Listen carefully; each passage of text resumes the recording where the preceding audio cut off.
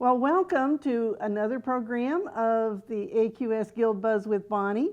And today my guests are Heidi, Lindsey, and Pam Reim, and they're from the Emerald Valley Quilters in Oregon.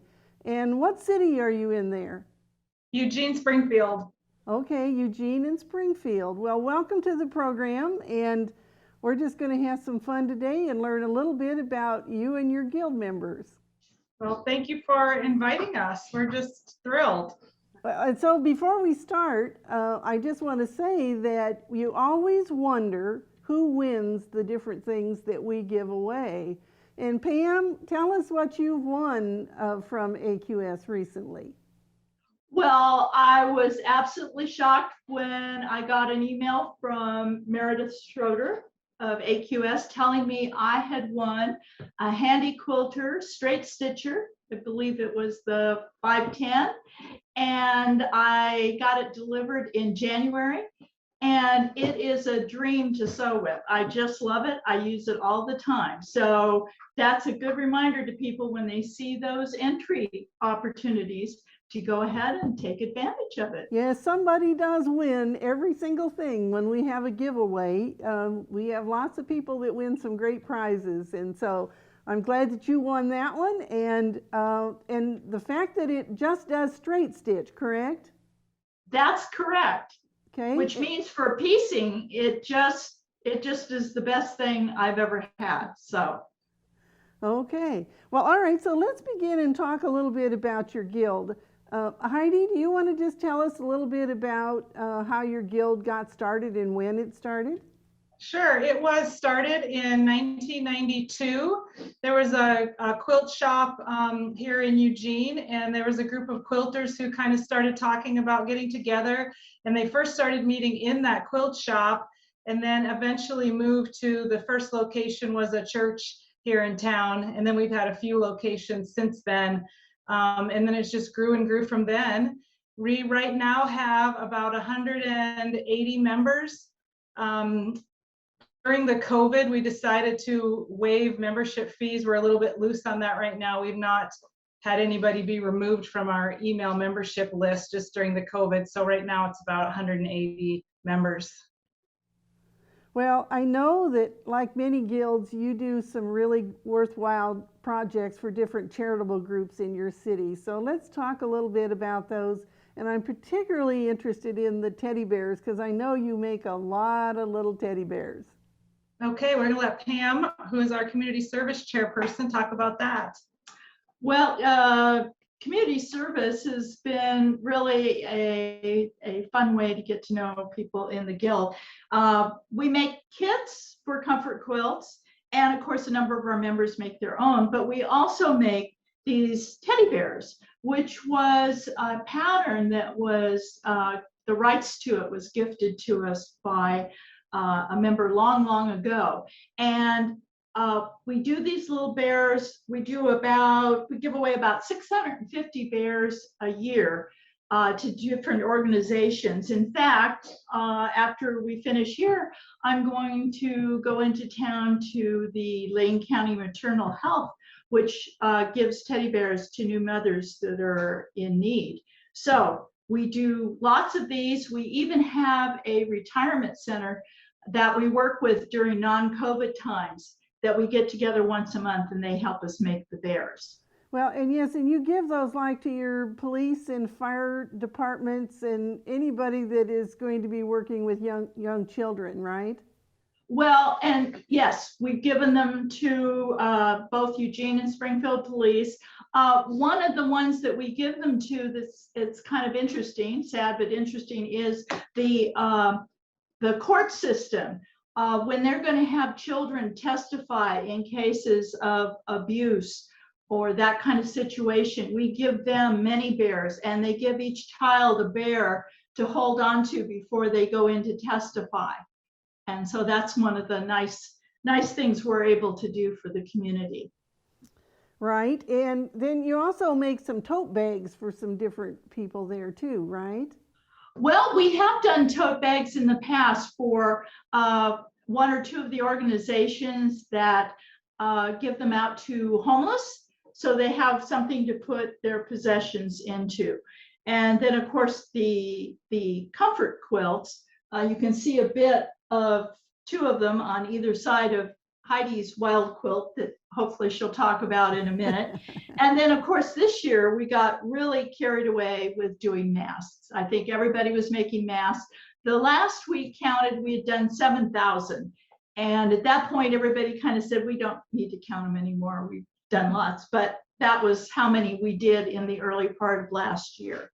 Well, okay, then one of the things you told me that you did was an apron swap, and I'd like to hear a little bit more about that. Okay, so we've tried to do some different activities during COVID that will keep members involved and we can stay in touch with each other without actually being together. And one of them was our webmaster, Laura Lowe, arranged an apron swap, and she just had people sign up through email, and then she mixed up the names and passed them out again, and people made an apron for someone else and either delivered it on the doorstep with social distancing or mailed it. And then the most recent swap we have going on right now is a postcard swap, and several of us have signed up for that, and we are making a little postcard and mailing that to our partner. Those are just a couple of things that we've been doing during the COVID to try and stay involved with each other. So you're making fabric postcards, right? Oh yes, I should have said that. Yes. Fabric postcards. And those are always fun to get in the mail too. Yes, our theme is spring, so a lot of them have flowers and different spring elements. And we have a pretty active Facebook page, so as people get their postcard in the mail, they're posting picture of it so we can all see it on there. Well, what a fun way to keep everybody together. You know, our programs are sponsored, and our program today is sponsored by the AQS Let's Quilts program. And so we're going to take just a brief second for a message from them. And then when we come back, we're going to talk about these quilts hanging behind you and behind me. So we'll be back in just a minute. Hi, I'm Bonnie Browning, and I'm the instructor for the American Quilter Society's new classes called AQS Let's Quilt. The first one is the basics. Class number 2 is playing with triangles. And right now we're working on class number 3, which is the exquisite scrap quilt. These are sponsored programs, so they're free to anybody. So be sure to share the link to all your friends. We want you to be out there making quilts. We'll look for you at the next class on scraps in April. So let's begin. Now that we're back, let's talk about those quilts that are behind you. What fun colors, lots of bright colors, and these must be for children. This one behind me is an improv quilt.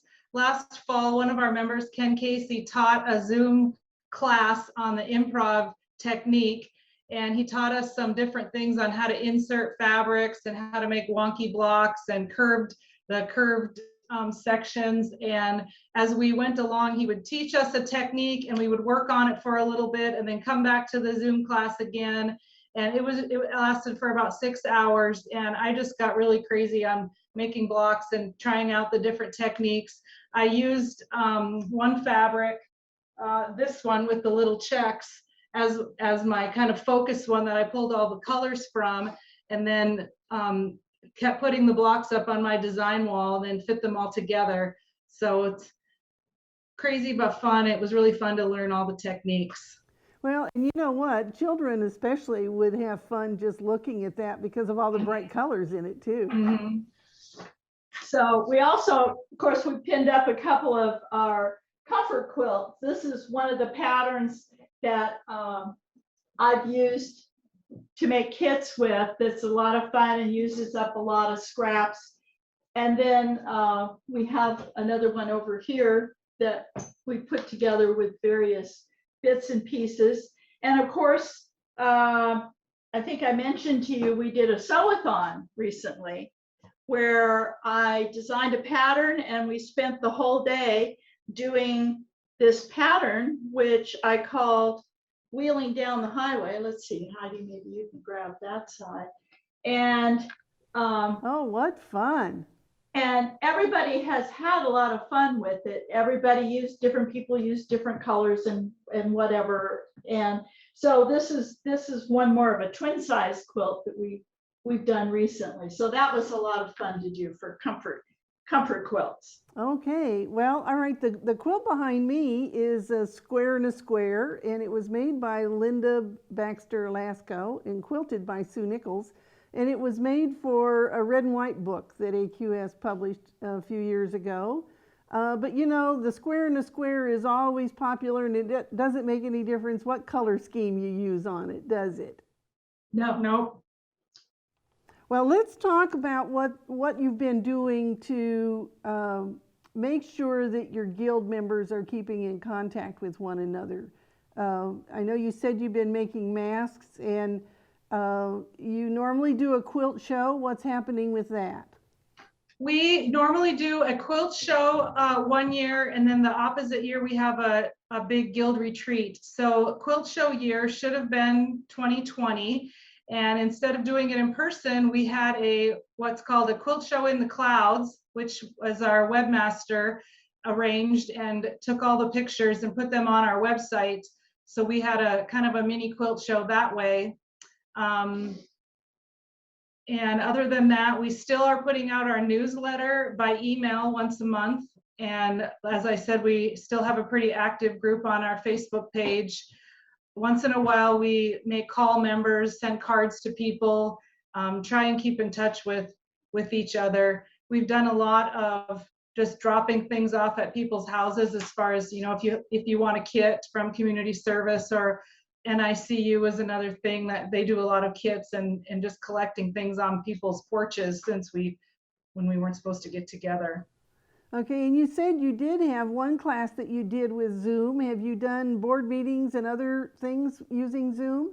Yes, so the last time we met in person was February of 2020, and then we have been having Zoom board meetings ever since then. And then last fall, when we realized that the COVID restrictions were going on longer than we realized, we went ahead and started Zooming our general meetings once a month as well. We have show and tell on there. We kind of do a focus thing, like we did a holiday show and tell. We did a sewing gadget show and tell. We have maybe a mini demo during the meeting, and it lasts probably an hour, so it's shorter than our usual general meeting. And there's probably 25 people who show up for that. So I'm happy to be able to keep doing that for the people who want to. Well, that's great. Well, you know, here at AQS, we canceled our shows, all except the first one last February. We canceled the other 4 in 2020, and we've canceled all 4 of our shows for 2021. But we're getting ready to gear up for 2022, and I know we're all really anxious to get together again, aren't we? Mm-hmm. Absolutely. Yes. I miss being able to go to one of those shows. I've gone to several in the past, and they're always just a wonderful experience. Well, and one of the things that we have been doing is we've been doing some free classes online, and I would encourage you to give the information to your members. Certainly. It's the AQS Let's Quilt.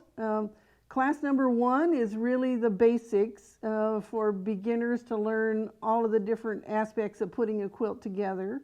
Class number 2 we just finished, and it is quilting with triangles. And right now I'm working on class number 3, and it's going to be the exquisite scrap class. And so you don't have to buy a thing, you just have to go into your station and cut a whole bunch of 4-inch squares. That sounds So great. that'll be our next class that will open in mid-April. So it's something else that you can do, and it's free. We have sponsors for that program, and we have a big giveaway too. Each of those sponsors provides some free gifts, so we encourage everybody to make sure that they go in and sign up, because just like Pam, somebody's going to win those prizes. Was there anything else you'd like to share with us that your guild does? One other thing that we did during COVID was we did a mystery quilt. It was kind of to get people to go to our website, but it was also something that we did just as an activity during COVID when we weren't allowed to get together in person. Was we did a mystery quilt, and the steps were put out on our website, and then people posted pictures of those on the Facebook page as well. That was fun. That was fun. That was fun. And I also just wanted to mention briefly that one thing that happened in our area last year was a devastating wildfire. And many places had them last fall and summer. And Heidi actually had to evacuate her house for a while, and we were on alert here. And many people, there were over 200 homes that were lost, and many people were displaced.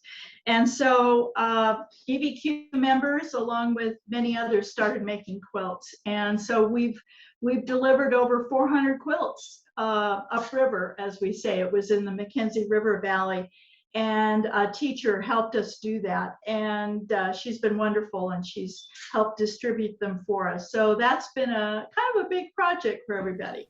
You know, it really doesn't make any difference what disaster strikes. The quilters always come together to help out, don't they? It's true. True. Well, they do. Well, thank you so much for being with us today and sharing information about the Emerald Valley Quilters. If somebody is in your area and wanted to attend a meeting, where would they find that information? On our website, we will certainly be posting that when we're going to meet again on our website and on our Facebook page. And what is your website address? emeraldvalleyquilters.org. emeraldvalleyquilters.org. So if you're going to be in the Oregon area, you know that this is a real active quilt guild, and I'm sure they'd be happy to see you. Well, thanks again for being with us today, and we hope that you all will join us again next week for another program on AQS Guild Buzz with Bonnie. Thanks, Bonnie. Thank you.